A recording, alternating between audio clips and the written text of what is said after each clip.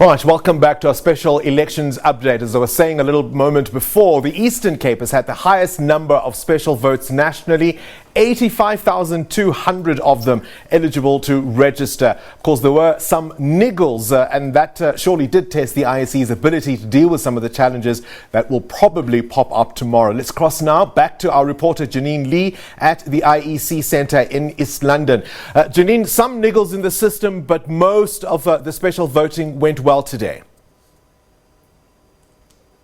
Thanks, Bongani. Yeah, it's been a really busy day today as well as yesterday for the IEC officials, given the fact that we have the most number of, as you mentioned, special voters registered to cast their special votes. So the IEC officials have been all across the province, visiting homes and doing special votes, as have our reporters here in the Eastern Cape.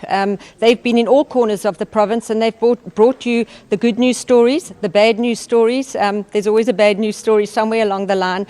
But the IEC has managed to deal with the problems that have come up over the last 2 days extremely well. If we think about yesterday, there was service delivery protest action in Ginsberg that was dealt with swiftly. There were 11 arrests made. So the IEC is working really closely with the police to make sure that this kind of behaviour is stopped in its tracks and that it doesn't spill over into election day tomorrow. But to tell me more is the IEC, the head honcho here. I'm lucky to be joined by her. She's very busy. Kayakazi Magudumana.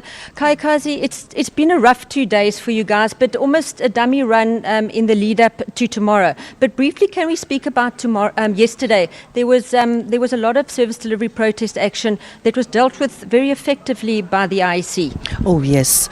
Yesterday, Janine, we woke up to about 47 stations that were affected by community protests, and we just could not access those voting stations. But because of the assistance of the SABC, we were able to do so. So we had 47 stations that opened slightly later than we were supposed to.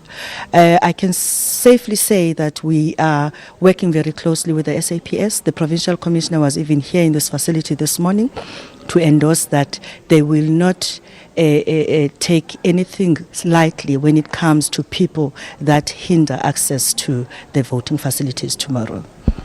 There were some hiccups again today, yes. Where some people couldn't actually vote. Talk us through that in those areas, and then what happens next for those people? Yes, if I talk about yesterday, I'm speaking of 47 voting stations, but today we only had 2 incidents. One is in Bizana and one in Tabangulu. Unfortunately, the one in Tabangulu remained closed until 5 o'clock. There was political leadership that was on the ground to deal with the issue. They addressed the community members, but unfortunately we could not open.